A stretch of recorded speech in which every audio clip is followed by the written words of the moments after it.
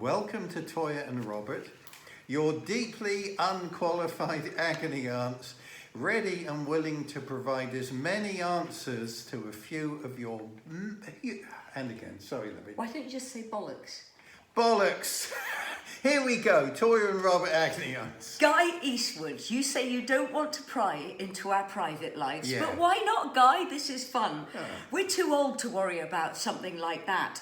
Does Robert take a guitar to bed with him? And if so, does he have a particular bedtime favourite, or is it a more seasonal thing? I do not take a guitar to bed. I do have a guitar in the bedroom, a Crimson Guitars semi-acoustic, which is wonderful. I do not play it in bed. I also have a guitar, a Toyah Les Paul that I played with David Sylvian, that I have in the bedroom library. I do not take it to bed. I do not serenade my wife in bed with a guitar. I am guitar-shaped, and he plucks my heartstrings every night. Oh, sweetie, that's a lovely thing to say. Steve Libby.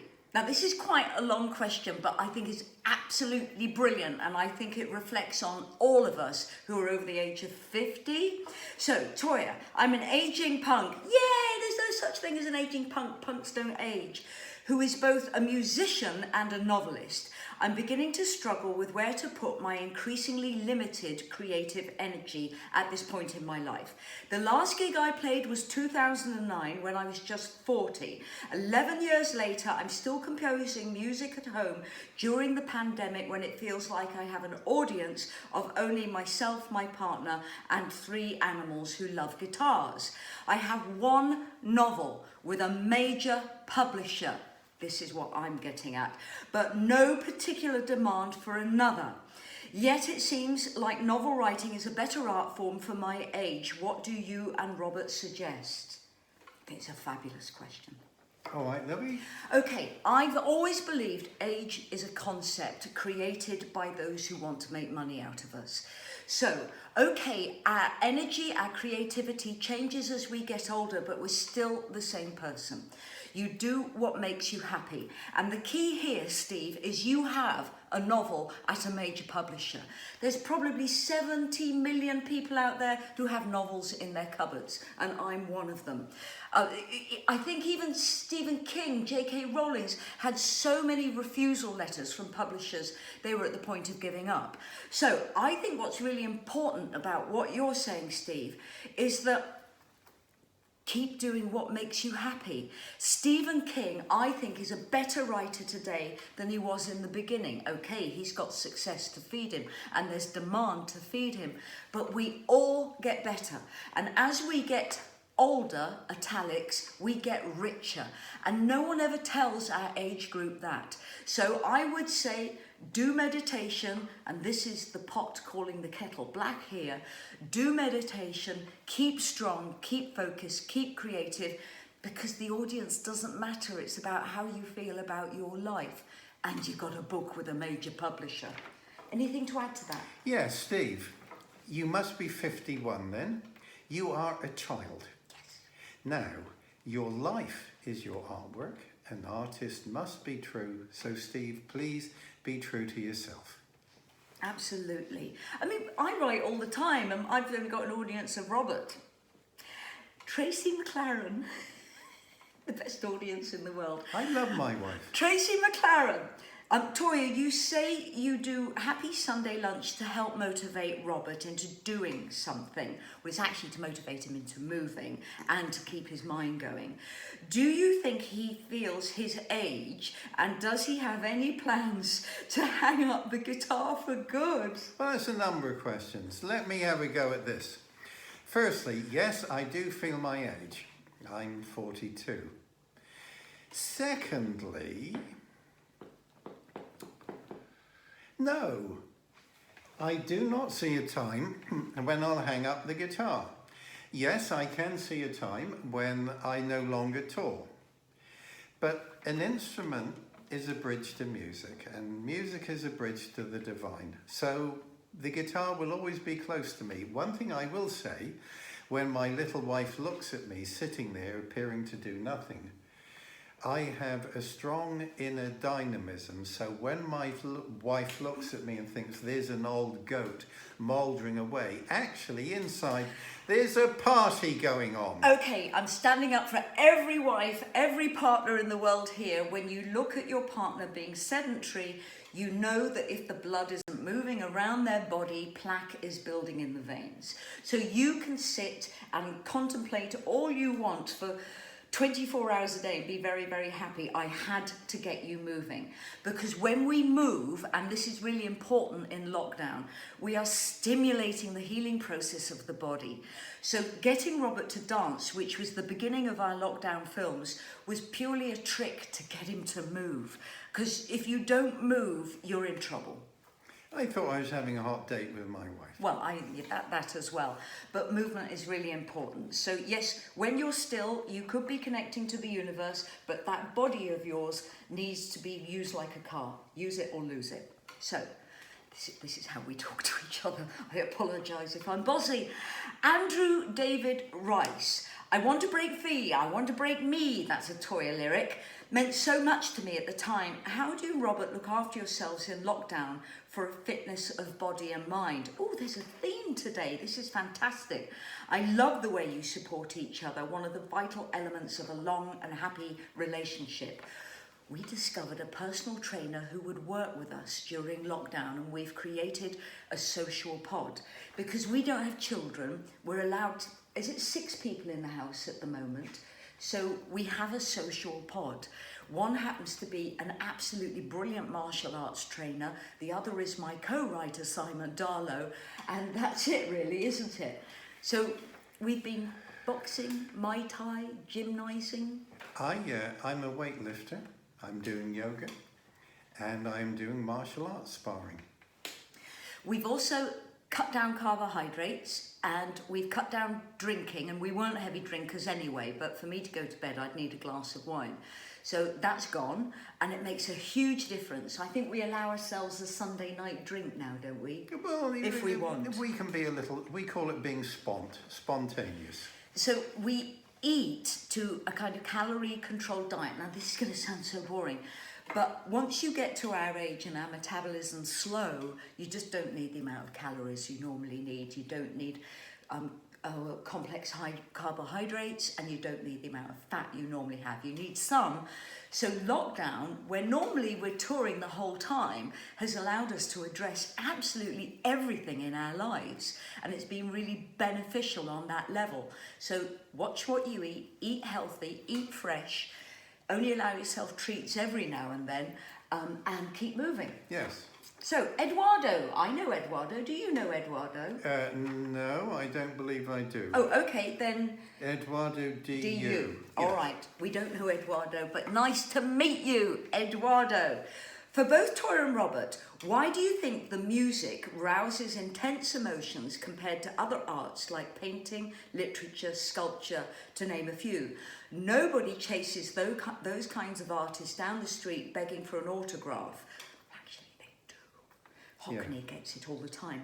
Screaming their heads off, crying and taking photos and videos of them. Also, social media stars get that.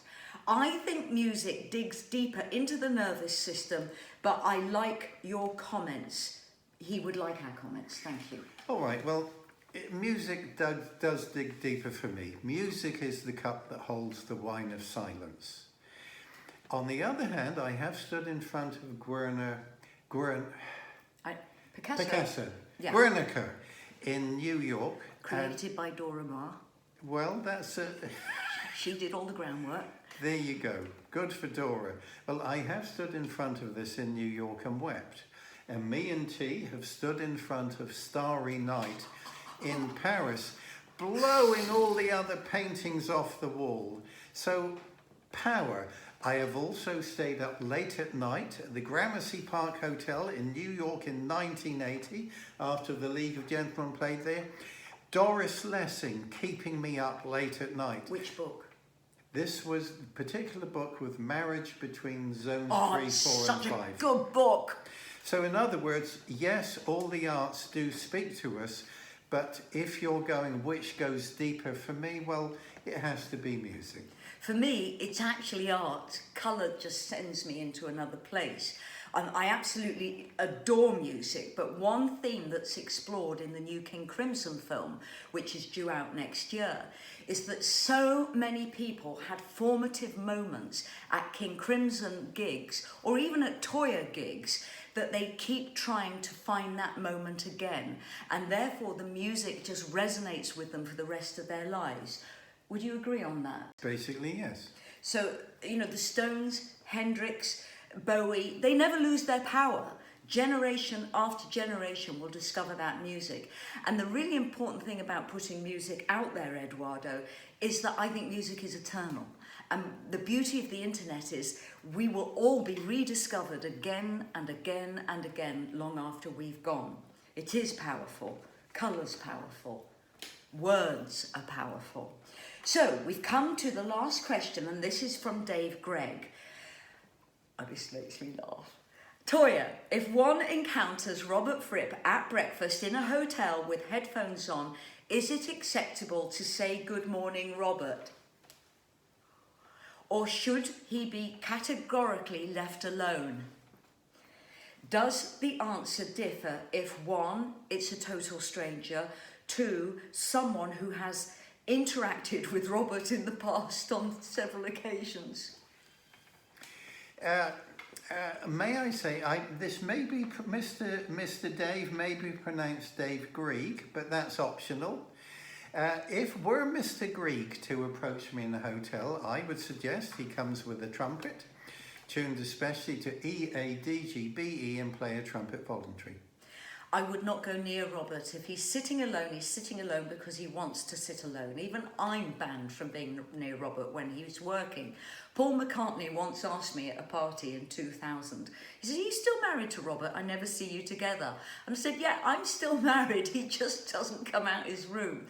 If Robert is in a hotel with headphones on, he's either working out the set list for that night or he's thinking about a chapter in his book, and you just don't go near him. Just accept those headphones are the barrier between him and the world, and that's it. And I feel I'm an expert on that because we're in our 34th or 35th year of marriage. Yes. There you go. But that's a fantastic question. Now, what's the magic chord today, Robert? All right, well, various forms of magic are available, and what I have here today is my new Breedlove Acoustic, and there is a story behind this, that we have an introduction to the Guitar Circle on Long Island next August 2021, and we're working with Breedlove, the guitar makers, to develop a model which we can recommend to students. Is this an advert? I am describing the guitar around my neck and letting potential students know that we seek to find them a high quality guitar at a reasonable price. And a lot of work has gone into this. Good. This has come from China for me to test. And a magic chord, well, I think the magic chord of this week would be, which is a G major 7th. But to set this up, another chord which is not necessarily magic, but listen to this.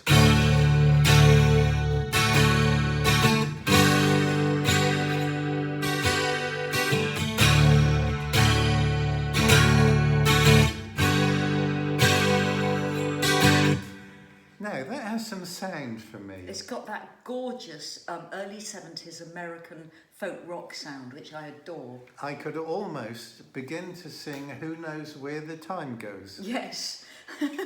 All right, well, look, there we are, chums. There we are, good pals. Stop him fiddling with everything.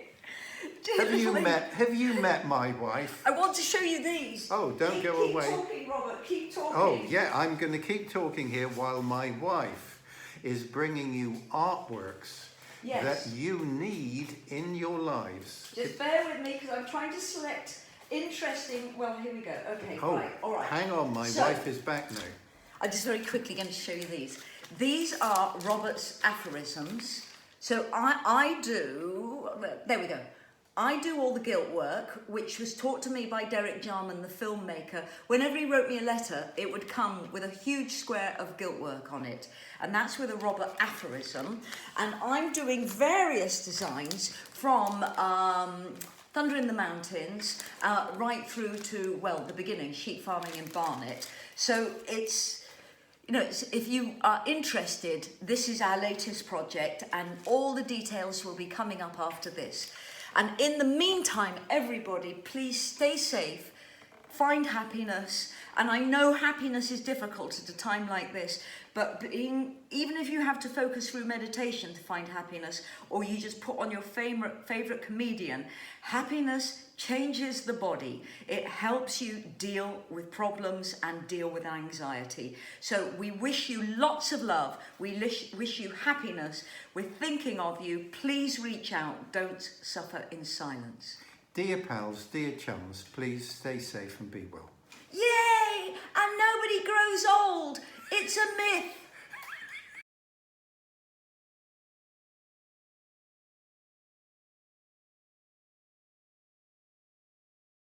Now this is a personalised lyric and pen drawing by me. And the idea is for birthdays, Christmases, anniversaries, celebrations, you can order your favourite lyric. And for a page like this is mountable paper, really high quality paper that you can get framed, that it's probably best to have 4 lines or no more than 8 lines, and then send in the message you want written, your personal message, either to yourself or to a friend or to a parent, and then I will do that message and sign it and autograph it. So this is all done by me, all done by pen, permanent marker, and then you frame it. So enjoy. Oh, and let me show you this. There's this one as well. These particular images work best, I feel, but you never know what you might get. I might choose an image off an album or just do a doodle for you. It just depends what lyric you choose, and that lyric should be your favourite lyric.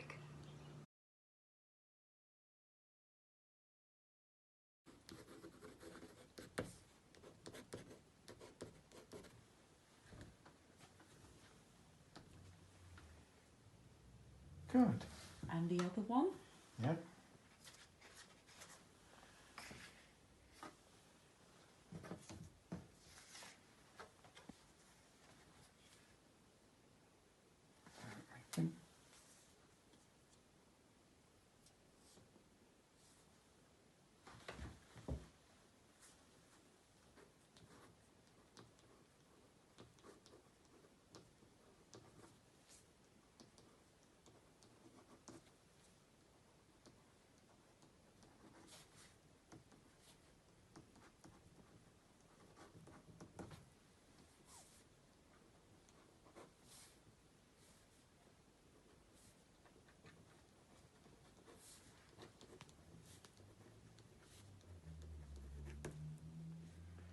Two.